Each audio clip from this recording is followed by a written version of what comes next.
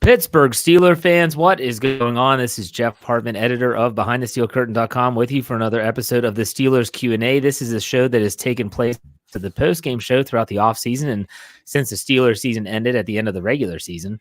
And joining me for that show, just like for the post-game almost every week, was Lance Williams. Lance out on the West Coast wearing his Duck Hodges camo hat. What's going on? Yeah, I got to hide from last season, so I'm wearing camouflage.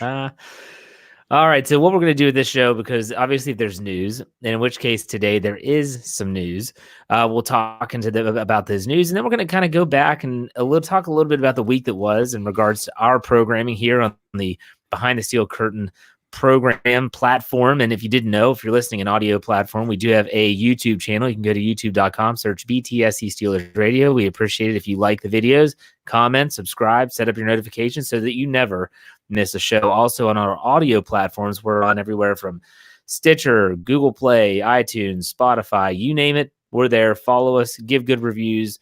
Really, really appreciate that. And believe it or not, all of that helps in terms of us moving ourselves up the ladder in regards to exposure when people do things like go into a search engine and type in Steelers podcast. We want our podcast to come up. So people are already filing into the live chat. And so let's get right to things. The news of the day is that the Pittsburgh Steelers reportedly, keyword reportedly, this has not been corroborated from the actual Steelers organization yet, reportedly have hired former South Carolina offensive coordinator Bryan McClendon. I don't think he's related to Lloyd McClendon, who used to be the player and manager for the Pirates. They hired him as their wide receivers coach. Now, on the surface, this seems like, whatever. Yeah, it's just another guy. And that's what. And honestly, that's the way I felt. I mean, Dave sent me a text saying, "Hey, I'm out and about. Can you get this news?" And I said, "Yeah, I got it." So I come up and I start doing some digging. And between Twitter and looking up his bio at different locations, so he played at Georgia, had a tryout with the Chicago Bears, didn't pan out. They cut him. He ends up going back to Georgia as a graduate assistant. He then gets promoted to running back coach. So he has he's a running back coach history, so to speak. He slowly works up his way to assistant head coach at Georgia. But then Mark Richt leaves. He is the interim head coach in a bowl game because of that. And then when they bring in the new Georgia coach, he goes to South Carolina as an offensive coordinator. And he's there at South Carolina up until last year. It didn't end well with him. And so then Mike Tomlin reportedly swoops in and they pick him up. So they pick him up as a wide receivers coach. He does have experience as a wide receivers coach with South Carolina. But everything I've read is that this guy also can really coordinate a run game. So let's put these pieces together, because to me, there's more than meets the eye here. All these hires are in my opinion, are supposed to improve Randy Land. Because let's be honest, Randy Land's debut was not very good. People complained about the rides. They didn't get the popcorn was cold and stale.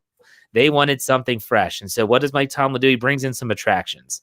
The first attraction was Matt Canada. Comes in. This guy's supposed to be a passing game guru. Motions, unique outlook, unique mindset, bringing fresh ideas to the table. Quarterbacks coach. That's his label. A lot of people are thinking he is going to be the pass game coordinator. And then you bring in this guy, McClendon. A lot of people say that he can really scheme the run game well. So you bring him in, wide receivers coach by label, but actually maybe more of a run game coordinator. That's something that Mike Munchak did for the Steelers prior to his departure. And I'm wondering if old Randy Land said, I can do that in 2019. Well, we saw that that's probably not going to happen. So now we have these upgrades and improvements to Randy Land. And the question is, are the patrons going to be happy with those improvements? Are they going to like the new rides, or are they going to say, well, this wasn't what it was touted to be? Lance, what do you take of all this?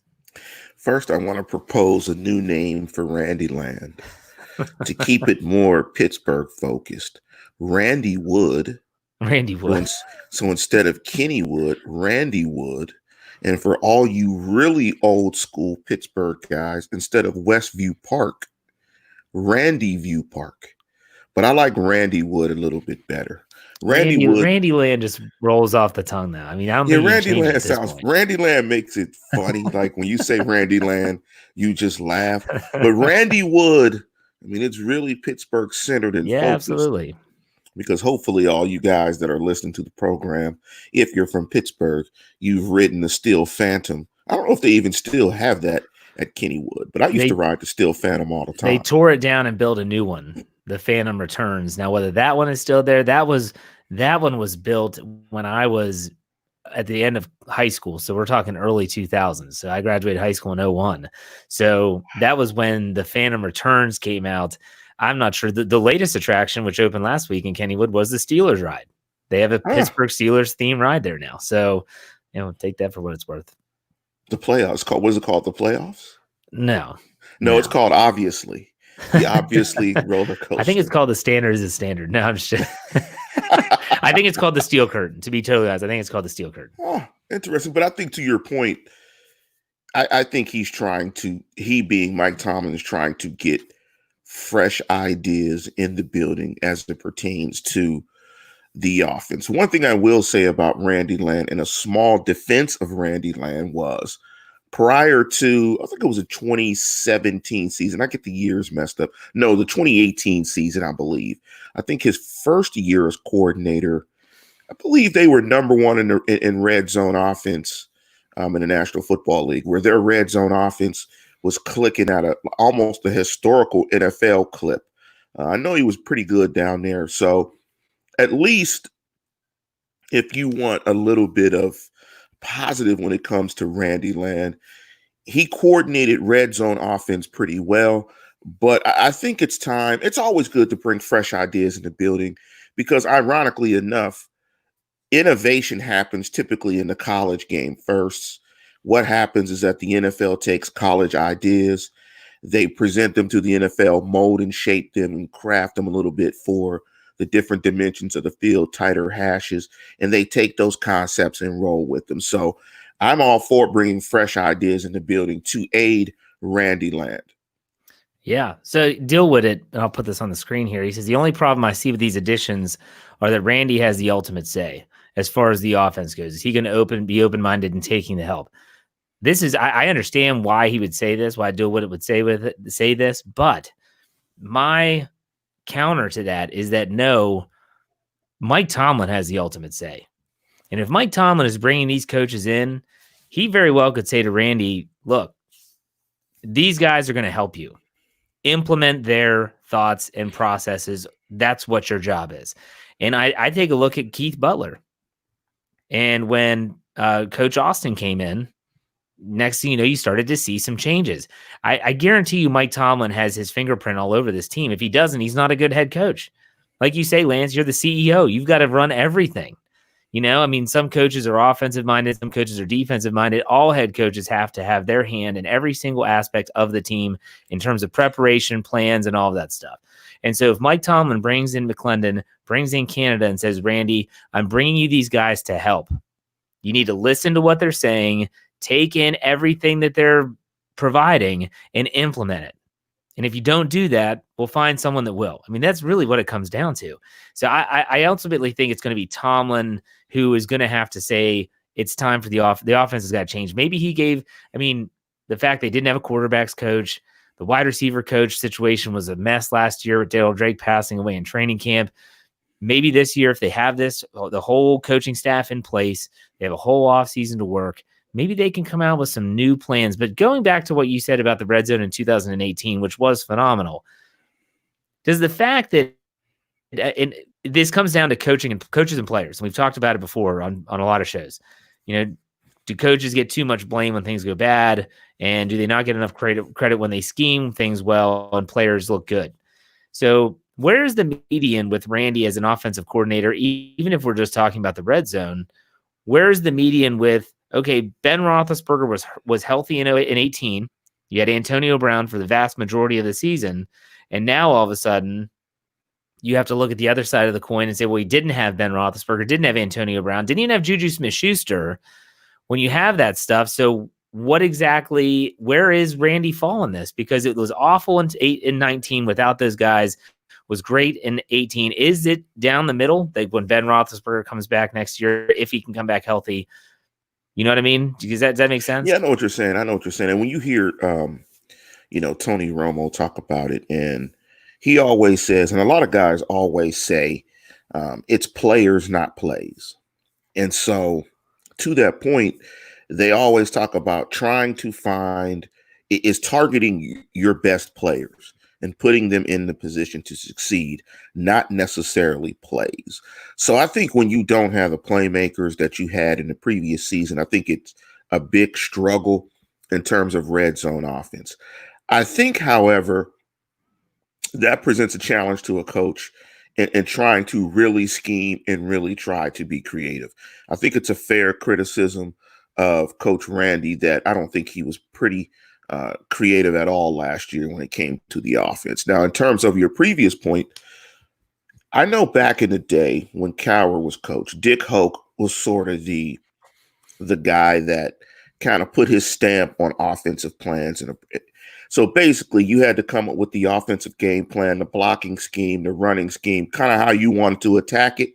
And Dick Hoke was the guy that would say, we can't do this. This won't work. We got to do something else. We can't do this. This won't work. No, this works. So I don't know how it works for Tomlin's staff, but I'm sure, Tomlin ultimately has the final say so on all offensive game plans, and he'll just veto it or not, and I'm sure, I'm sure Randy will bend because Randy, he's his OC. He's the head coach. The question is getting Ben Roethlisberger involved and Ben Roethlisberger's buy-in and sign-in, because ultimately the quarterback has the most control because he's on the field and he has the freedom to audible. So you really have to get Ben Roethlisberger on board. Both Canada and McClendon, I think, have to really get comfortable with Ben in terms of relaying their concepts and ideas with Ben and with Randy. And I think it's a conversation that the four probably will have for the foreseeable future and trying to build some continuity and a rhythm. No, I agree 100%. And Ben Roethlisberger, he should be a part of those plans right now. I mean, they should be in meeting rooms, hashing out ideas. It makes sense that they would have done that. It makes sense that they would have. Maybe not on the higher, but the basic concepts. Yeah. This guy likes to do this. This kind of fits with Ben. And then they just hash it out, like you say. And don't be surprised either if Roethlisberger comes back and is healthy, that he has a different mindset than even 2018, when you have to sit and watch for an entire year, essentially. And I know he got hurt in week 2 and all that stuff, but when you basically sit an entire year, there are some times where you almost take like a coach-like view of the game. And so I'm not saying that Ben's going to be Mr. Teammate, Mr. Rah-Rah, Shish Kumbaya, all that stuff. No, I'm not saying that. What I'm saying is that I could see Ben Roethlisberger thinking about game plans, thinking about execution, maybe a little bit different compared to before. He's still going to want to throw the ball 60 times a game. I'm not saying that. But in terms of route concepts and way to attack defenses, you might see some different things. And bringing in Canada, bringing in McClendon might just be a breath of fresh air for an offense that really, really needs it. So we'll see. No one's going to know until they step on the football field. And that's, to me, the biggest thing is that in minicamp and all this, in minicamp and OTAs this year will be really, really important. If Ben's there and he's able to throw. Why? They're going to have to prove that the offense can work. And they're going to have to get Ben on board then. Because if they get him on board then, when you get to training camp, you're just implementing. And then you're ready to go. But if all of a sudden Ben's starting to question things, I don't like this motion, I don't like these weird gimmicks, that's when you run into issues. So Ezra says, I won't blame Randy too much when it comes to the passing game, but he gets all the blame for our terrible running game. Coaches always get blamed, period. They always get blamed when things don't go well. Head coaches on down to coordinators, it's just part of the job. So we'll see if anything changes. We'll see if they have a lot of questions still to answer outside of wide receivers coach in terms of their offensive line, players they're keeping, players they're letting go. It's going to be interesting to see how things pan out. So I guess it wouldn't be appropriate if we popped up our own comments, since we have a mic and we can actually talk and verbalize those comments. It'd be What do kind you of mean? funny. No, like you know how we pop the comments on the screen. Mm-hmm. This was my thought when you were talking. He's gonna stat chase, and hopefully I spelled chase right. I think I did. I'm a terrible speller. You're bad You at did. math. I'm bad at spelling. I'm a good speller. see, I think, I agree with you, Jeff. I think he's going to take a different mindset.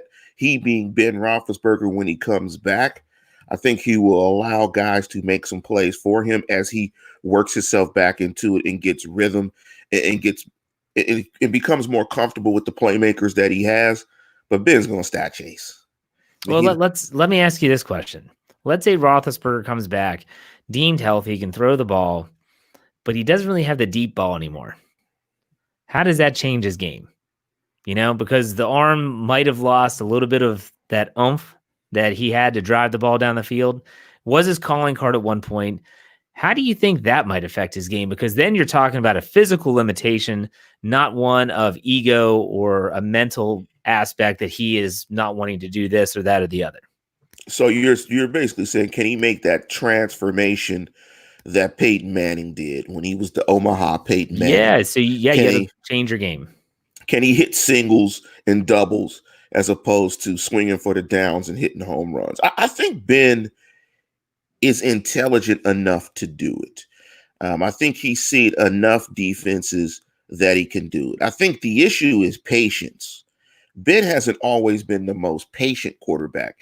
And I think I've told you, off air in our many conversations about football, I think the most impressive things about Tom Brady and Peyton Manning when he was a player and also Drew Brees is their level of patience. Their level of patience to really just check down, take what the defense gives you, check down. When the defense kind of gets impatient from being checked down to death and giving up yards, then they hit you with the deep post or they hit you with the seam route.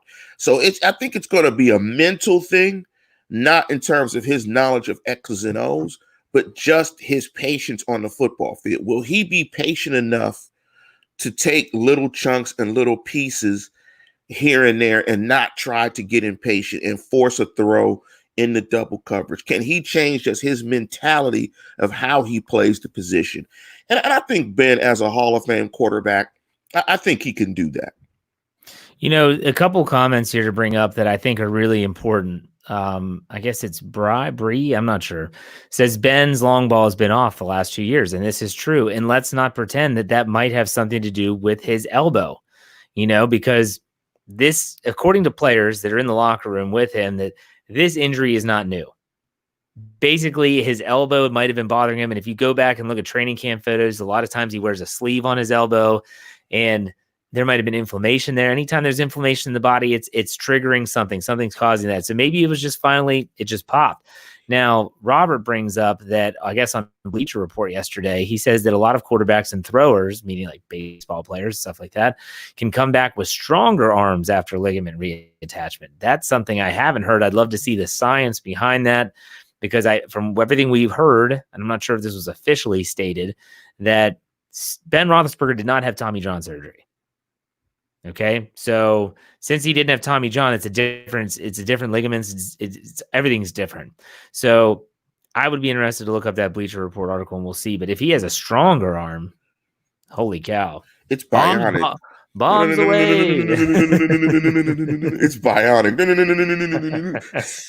Ben Austin. And so that'll be just another nickname that we have for Ben. So instead of Ben Albert, it'll be Ben Austin. If his arm is stronger, he's going deep. He's like RoboCop. He's going deep early and often. And the funny thing about that, and that's an interesting thought, Jeff. If his arm comes back stronger, I don't know if that's good or bad. I'd almost rather see a more patient Ben that's forced to play more of a small ball game than a Ben that has an arm like he did when he was 22. Just imagine. You're in good shape, Jeff, but I still don't know if you feel like you did when you were 25 and in really good shape, as opposed to how you feel now. I mean, age just kind of puts a little bit of wear and tear on you, and you just feel a little bit different. Absolutely. I would do if I felt 22. Or, like just think about it in the live chat. If you felt and some of you guys might be 22, and so this might not resonate. It might be like, what would I do if I felt like I was 14? But for some of you in the live chat that are older, if you felt frisky like you did when you were maybe 25, you'd go out and hurt yourself. You'd go out and hurt yourself, and there wouldn't be enough Ben Gay, icy hot biofreeze to save you. No, you're probably right. Now, a couple good comments here. Dave Schofield, the Oracle, chimes in and says that Ben's completed air yards, so passes in the air, dropped from 5.9 yards in 2017 to 4.8 yards in 2018, and he had 6.4 in 2016. So that is a steady decline from 2016 to 2018, which is the last complete season, and yards, completed air yards.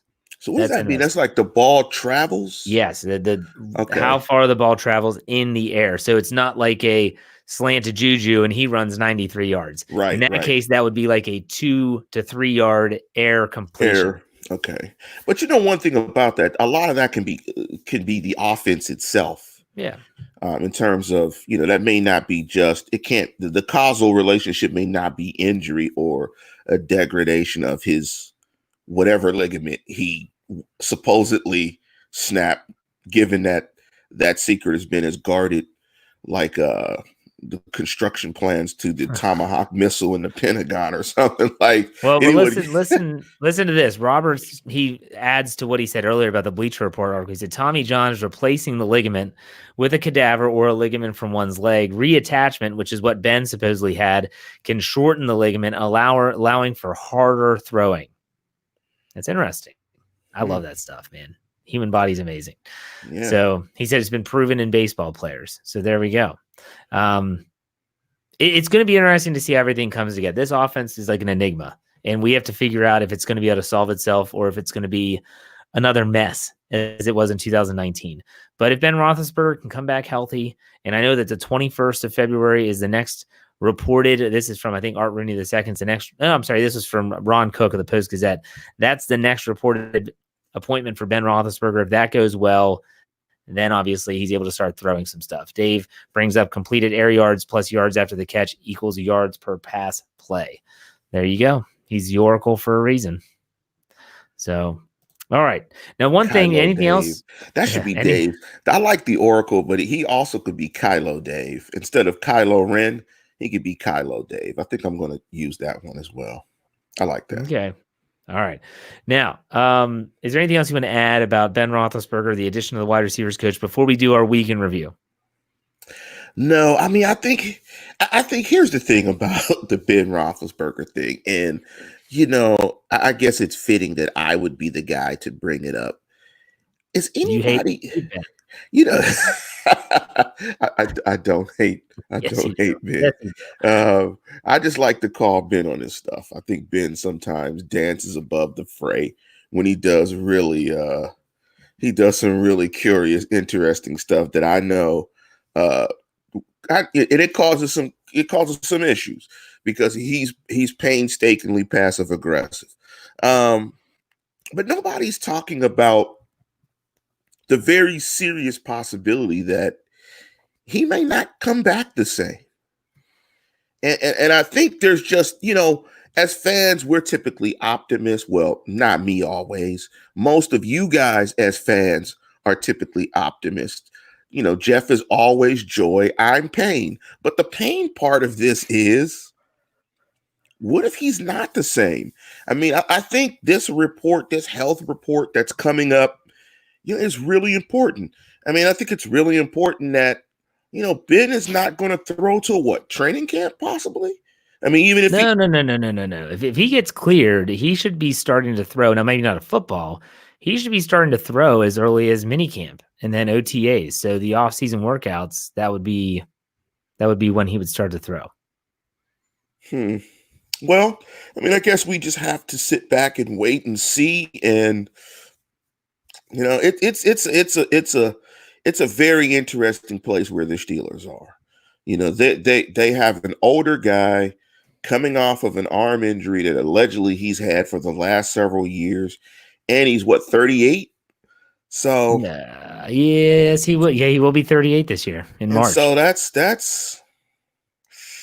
not the best place to be. But I just wanted to add that in there because, of course, being Payne, I had to add that in. Actually, Jeff, what was the name you came up with for the new show, or some show we might do? Homer and Hater. Yes. The Homer and Hater show. Yeah. Yes, the Homer and Hater show. As the hater, I just like to pop those thoughts. Yeah. That, this isn't a given that he's going to come back and be the guy that he was in the past. So we'll just have to wait and see and look into our black and gold crystal balls. And this crystal ball.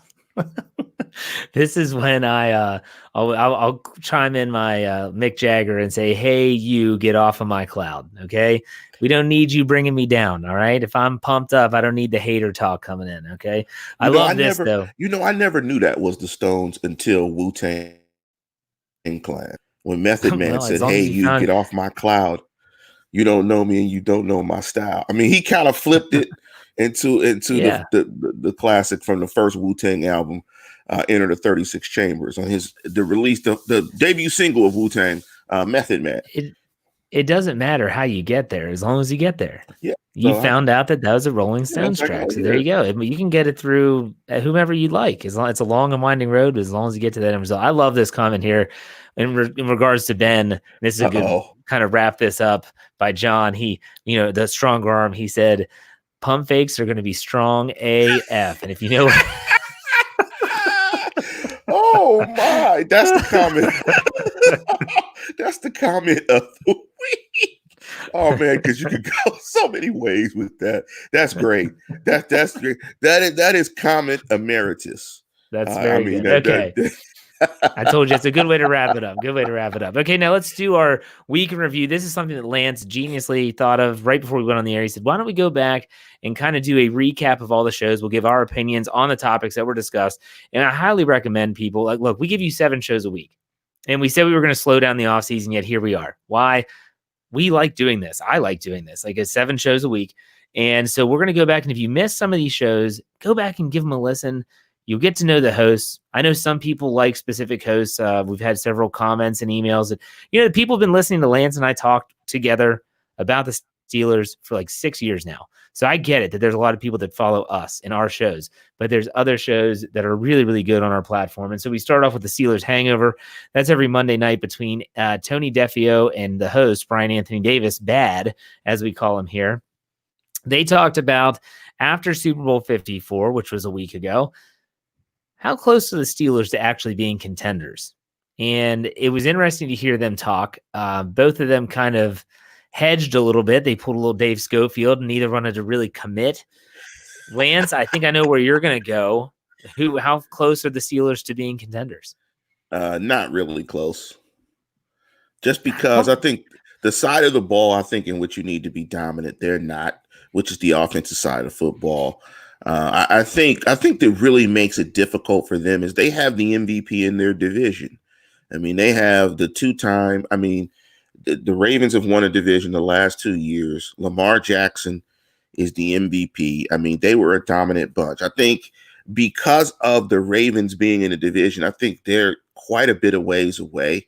And I think Patrick Mahomes is an absolute phenom. He's still on the cheap. And I think Kansas City is going to be tough. And of course, if that old guy up north, the old GOAT himself, if he goes back to New England, I mean, New England will be in the mix again. So I don't think the Steelers are particularly close. Here's the thing. First and foremost, pump the brakes on this love fest for Patrick Mahomes. And it's not just you.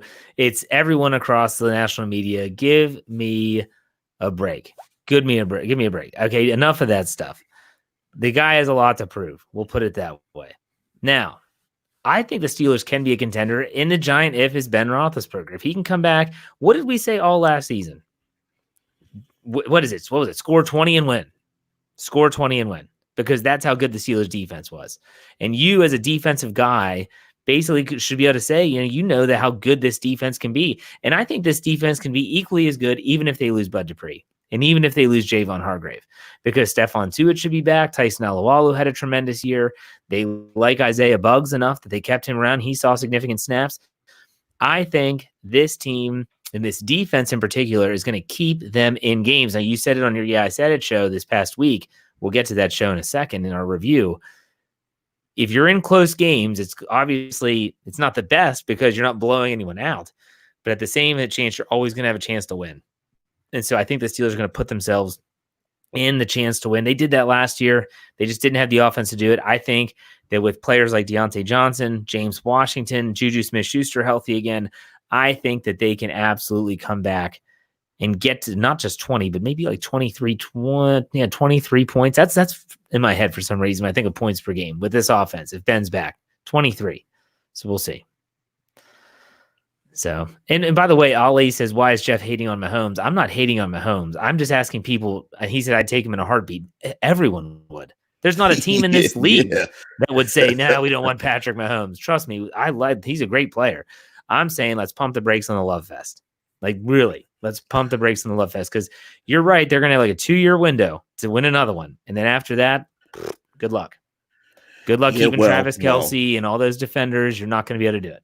Well, the good thing, even with them, though, even if they can't keep all those guys, I mean, they got the most important guy of the bunch, and that's Patty Mahomes. I mean, he is what he is. He's the general article. Pat's the truth. Yep. And, I mean, we haven't seen one like Pat come into the league and play like that probably since Ben Roethlisberger in terms of the amount of success and winning. Their paths are very similar. First 2 years as starters, Ben goes to the AFC Championship. The following year, they win a Super Bowl. Mahomes goes to the AFC Championship. The following year, they go to the Super Bowl.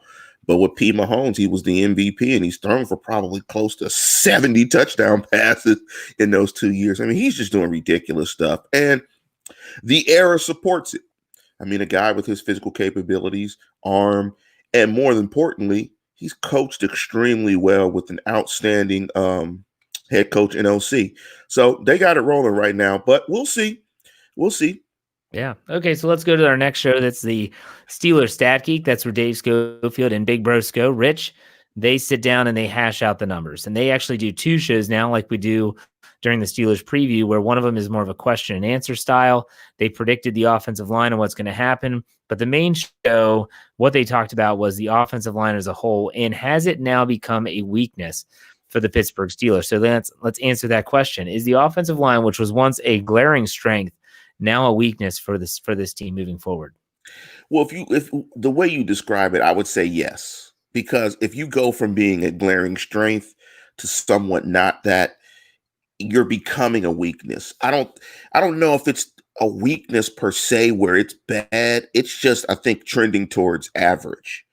And so I don't think it's the strength that it was. So I would say yes. I think it's a weakness because it's not what it used to be. I think it's like a 15-year roof. I mean, it works. I mean, it's, it keeps stuff out, but your insulation in your house may not be as good anymore. So I think it needs an injection of athleticism, particularly at the guard position. And I think it could be the strength that it was in the past, but I think it is trending towards being a weakness. The one thing I keep on thinking about is Matt Filer. I mean, not only is he a restricted free agent, and they're not going to let him go, but a lot of people considered him to be the best offensive lineman. And is there a more outside of maybe center, but I would say the tackle is the most important position on the offensive line, right? That's interesting. I'm starting to think now that it's guard, actually. Okay. Particularly, especially when you look at Quentin Nelson and you look at some of the outstanding guards, guards are really essential in the run game, particularly if you want to run inside and outside zone, particularly inside zone.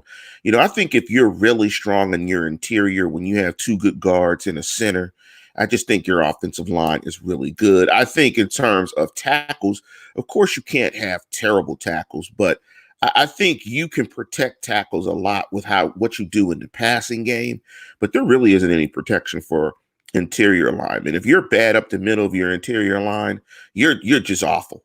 You can't do anything because you're going to just be compromised. You can't run the ball. It's hard to protect. So I'd honestly take 2 really good guards and a good center and 2 average tackles, if you ask me. See, for me, if they can find a stud guard in this draft in round 2, you take him in a heartbeat. Because the more I think about it, I don't want to see the Steelers move Matt Filer from right tackle. Because when Matt Filer is at right tackle, you then have Zach Banner, who can report eligible as he has been. You have Chuks Okorafor as a potential swing tackle if they would need it. But here's the thing. And Jeffrey Benedict says, I agree, Lance. Pressure up the middle is how the NFL is designed now. So guards are really important. That's a really good point.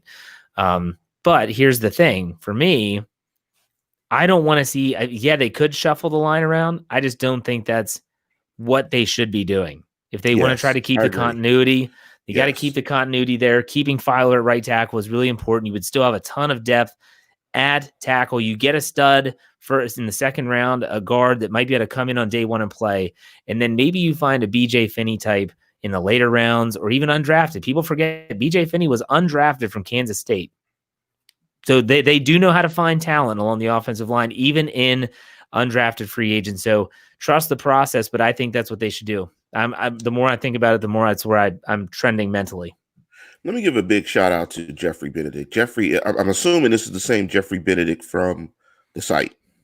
Probably. So because Jeff writes good articles. Make sure you guys take a look at the Steelers film room on BehindTheSteelCurtain.com. He did a fantastic article on why JuJu SmithSchuster is a number 1 wide receiver. A lot of stats, a lot of film. Take a look at that. But hold on. So you read the article. Yes. I edited the article. So obviously I read the article. You said before you don't think he's a number 1 wide receiver. Oh, I don't.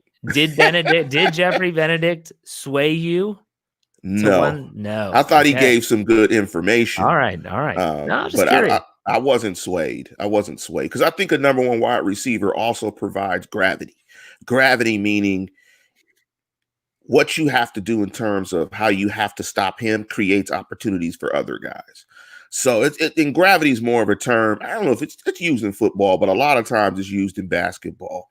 It's gravity that a dominant player provides, meaning matchups have to be dictated to him and he creates space, allows other guys to take easier shots from different parts of the floor. But it kind of resonates in football too. It's the same, where you have to allocate so many resources to stopping a number 1 wide receiver. Antonio Brown provided a ton of gravity.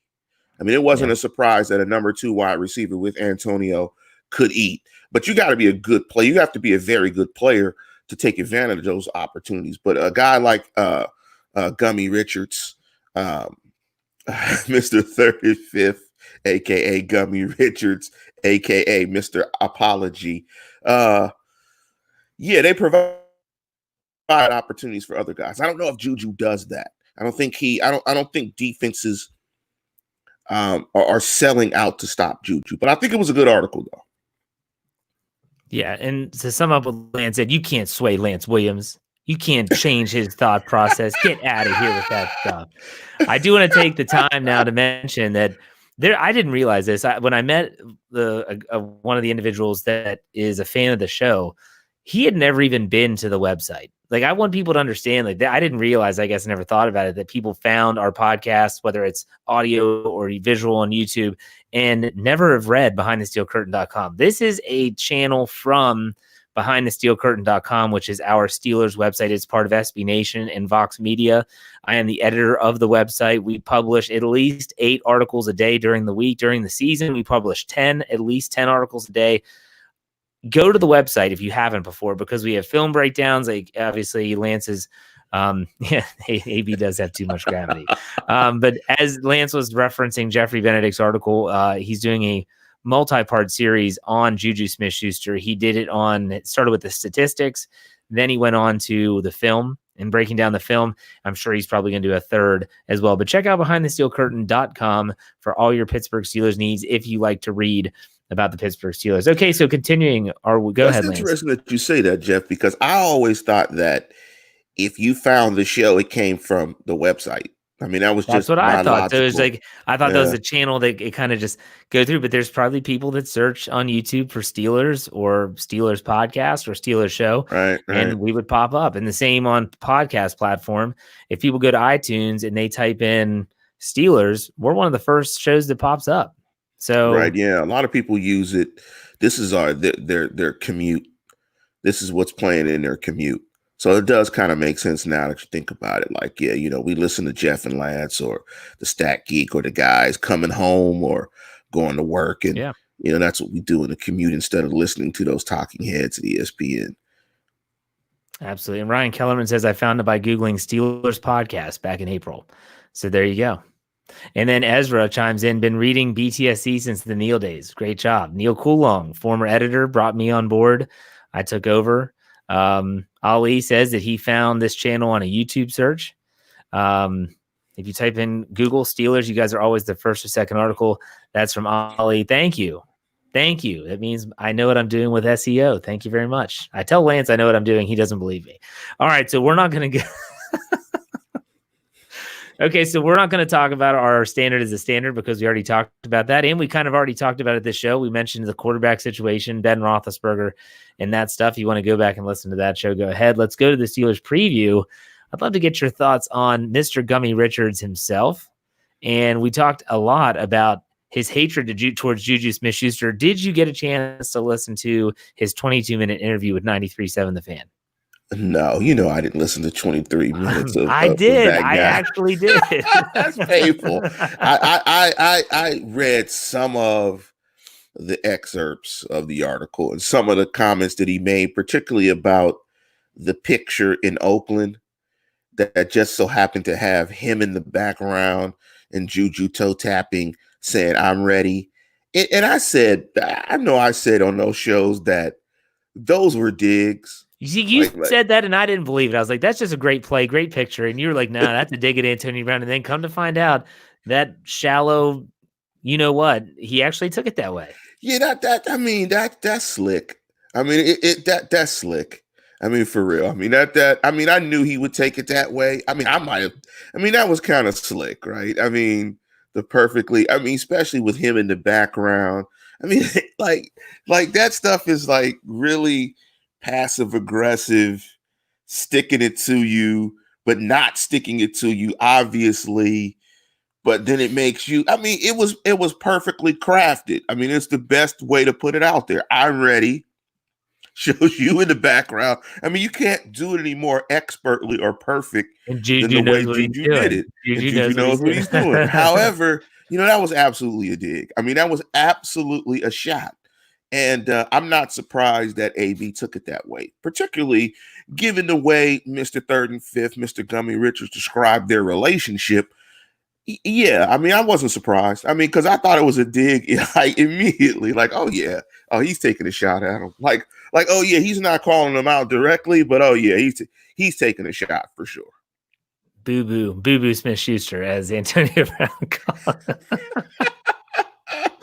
Oh, so shoot. I mean, I've said it before. I'll say it again. Antonio Brown, I still don't believe that he wants to play. I know that Brian Anthony Davis on the Steelers preview said that he thinks Antonio Brown does want to come back and then he wants to leave on his own terms. I don't even know if he's going to get that opportunity. People forget. Yeah. He's not going to get signed by anyone until this off-field stuff gets settled. And it doesn't look like it's getting settled anytime soon. And on top of that, even if someone does sign him, he's going on the commissioner's exempt list immediately. So but here's the interesting thing that I heard about him is that they're reporting again that it's likely that he's going to get his signing bonus from the Patriots. Oh, really? Yeah, I read that recently that he's going to get that 10 million, almost 10 million from the Patriots. Because you can't just, there's rules to this. And so, I know players are treated a lot of times like property, but there are some rules to this. And I think he's going to get his 10 million. AB's going to play again. Mr. Third and Fifth, Mr. Gummy Richards is going to play again. The reason why, let me give you these 4 little words. And I think I can spell these right. D as in David, E as in Ernie, B as in Bob, and you can put the last one in there. T as in Tom. Debt. He needs to play. He's in debt. I'll guarantee you, Antonio Brown, Mr. Third and Fifth, Gummy Richards is in debt. He's probably in hock to his ears. So he absolutely needs to get back. Well, did you hear about what his next venture might be? Logan Paul, who's probably the most famous YouTuber out Oh there, my goodness. wants to fight him like in a boxing match. I'll watch that. I'll watch that. I would think about paying because the way that he left, I'd love to see him get hit in the face. Like I want to see, just once. Like even if it's a short fight, but just one time, I want to see him get squared up. Because he talks a lot of stuff, and we can maybe do a GoFundMe for that. And this I know they don't need a GoFundMe for ours to see it on pay-per-view. Yeah, like a GoFundMe. Yes, like we could do a GoFundMe for that. You know what? They have enough money. They don't need any money. I would love to give Logan Paul money just to hit him with body shots. No headshots, just body shots. Just dig to the body for rounds. Just make it slow and painful. And yes, we don't like Mr. Third and Fifth, Mr. Gummy Richards, because the last time I checked, you're blocked and I'm blocked. Yep. Which was great. Thank you to him. Yeah. He even basically said, hey, JuJu SmithSchuster said unblock me so we can talk. So he blocked him too. So he's blocking everybody. So it'll be interesting to see what happens there. All right, let's go into I said it. You said the Steelers should sign all offensive players. Now the live chat's talking about the upcoming potential fight between Logan Paul and Antonio Brown. Ryan says, hit him with furniture. I would pay to see that. He actually was found guilty of that. He said that was recent. He was actually found guilty. So we'll see that.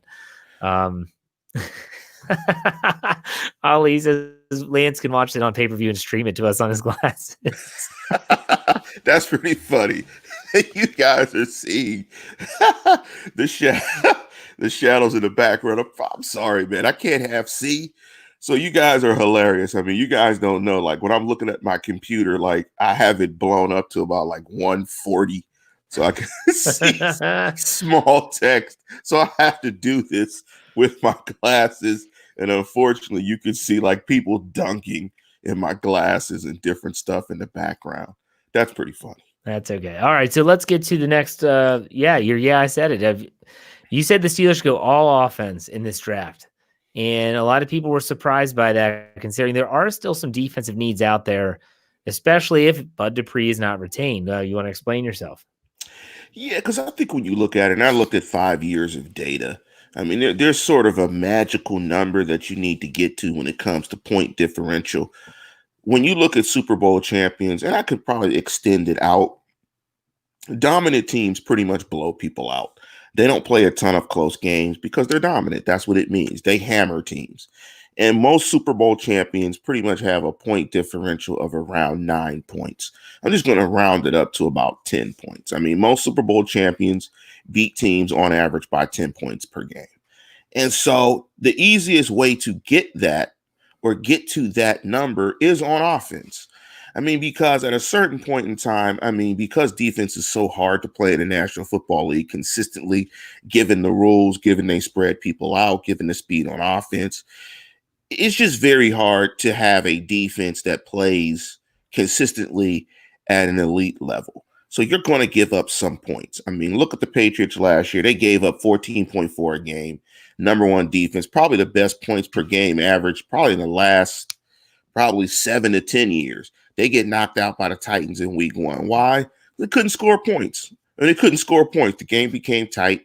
They couldn't score points. So with this defense, even if this defense falls off a little, and they gave up probably around 16 a game with Minka, probably 18 overall, they need to score about 28 points a game. That's where it needs to be. If you want to ensure that you're going to go to the playoffs and have a great chance of winning a Super Bowl, you need to be a top 3 offense, and you need to play situationally good defense.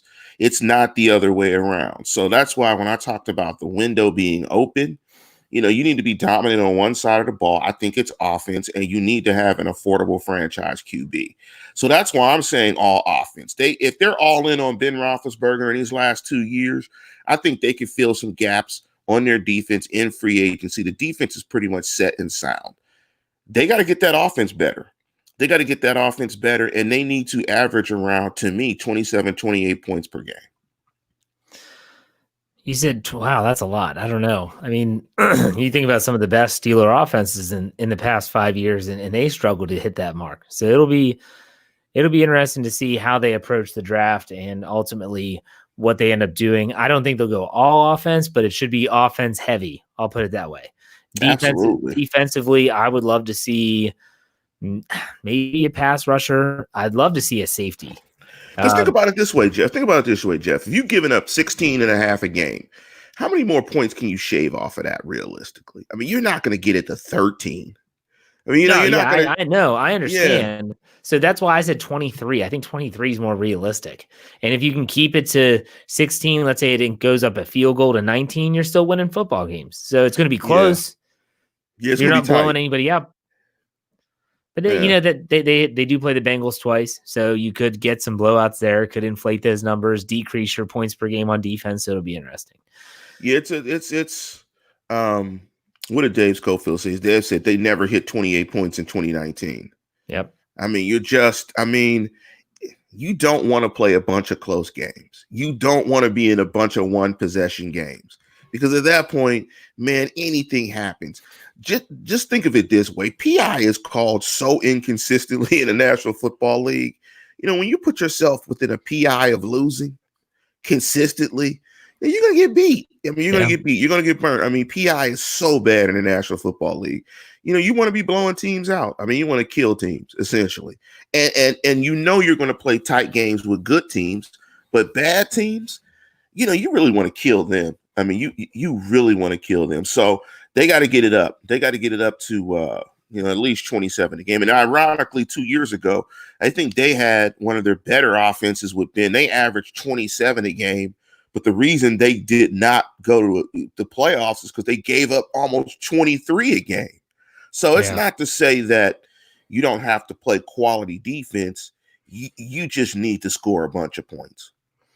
I agree. And so the last show of the week was the Steelers burning question, and we are going to debate that on Wednesday. And that is none other than the burning question of who you got, Bradshaw or Ben. I'll tell you this, we're on different sides of the coin. It's going to be good. And I want you all to tune in on Wednesday for the Standard as a Standard to really said, we're not going to settle anything because none of us are going to be swayed, but we're going to make our points. We'll put it that way. We're going to make our points. Yes, get the teaser out there. So I think it's been a good show. We covered a lot of stuff, talked about the new, in case you're joining us late, we talked about the reported hiring of new wide receivers coach, and you can check that out at the beginning of the show. But Lance, anything to add? Imagine if they had hired Ryan Switzer as the wide receiver coach, the electric football man. He's going to take over. He's going to take over Danny Smith as a special teams coach. There you go. That's his calling. Oh boy. They're trying to guess who we're going to pick. Huh. That's probably pretty easy. Any secret there. I mean, it's just a matter sevens. I got to be honest. I was really disappointed that the host of that show, Brian Anthony Davis, I sent him a text that, hey, let me know when the show's over because I have to go and I have to do some back end stuff. So he did, and he goes, it was a great show, a lot of fun. I said, awesome. Who'd you pick, Brad or Ben? He said, I didn't. I said, what? You what? You did an entire show and you didn't pick one or the other. He goes, well, I kind of left it open for interpretation. I said, oh my gosh, like that's the ultimate facepalm right there. Like, how do you have a show and not say I take him or I take him? Snowman puts $5 in the tip jar. Says, if the Steelers draft a deep threat wide receiver, can they reach 25 points a game? Lance, what do you think? No, they need more than that. I think they need a better running back too. Well, I mean 25 points a game is tough. That's a touchdown. I mean, they averaged 18. I mean, that's a touchdown. That's a lot of points. You multiply that by 16. What is that? 102 points? No, 112 points. If you multiply that by 16. Jeff is doing his. What was the Zach Gandolfinkus? Is that his name? Zach Galifianakis. Galifianakis. Yeah, that's that. What was the movies? What was the movies that they did? Hangover. And he was doing the mental stuff. He was trying to imitate What was the guy's name? Rain Man. Yeah, Jeff had Gosh, his you're Rain Man awful with moment. this. You're awful with this. Yeah, that's the most impressive thing with Bad is that I don't know how he has just infinite stores of pop culture knowledge just sitting in his head. I've always been really impressed by people that have been able to do that. Like he recalls games, situations in games 15 years ago, song lyrics, coaches from obscure places in Johnstown who had a connection to another coach in Baltimore. Somehow it relates to Jeff. And I'm like, how does he remember all this stuff? Like this is ridiculous. He's just impressive. He pulls it out of the air, just the pure ethos. I'm like, huh? He's got a pretty cool trick. If you were born in the 1980s, you tell him what day you were born, and he can tell you the number one song in America that week that you were born. Any year, 1980s. Yeah. It's pretty incredible. He's right on because I've been at parties with Bryan, and he'll do that, and I actually have my phone, and I'll be looking it up, and he'll say it, and I'm like, "Yep, it's right here." You know what? So I know what it is. I know what this was. He used this to get girls. That's what it is. That's how I'm going to say. He uses this to get the girls called Yeti, the Yeti girls. That's. He said he dated a girl called Yeti once. I don't want to know about that. I don't want to hear about that. Hashtag Mr. 2 a.m. Give me your day of birth. At 2 a.m., he can tell her anything. Oh, yeah. Method Man by Wu-Tang Clan. There you go. Yes. That was the... All right. So, hey, it's been a good show. Make sure you check out the Steelers Hangover with Bryan Anthony Davis and Tony Defio tomorrow. That's Monday. Tuesday, we'll have the Stat Geek with the SCO Bros. And then Wednesday, we'll be on with the Standard as a Standard. Thursday is the Steelers Preview. And then we get right back into the weekend with Lance's Yeah, I Said It and a Steelers Burning Question, which I think, Lance, you're up this week. So get those wheels a turning. It's going to be an all-Lance weekend for everyone out there. We'll have to talk about that, but we'll see. Just like, oh no, scheduling changes. Again. Yes, it will. All right. So anything to add? Why don't you send us off? As always, tune in, tell a friend, and subscribe. We'll see you next week for another Steelers Q&A.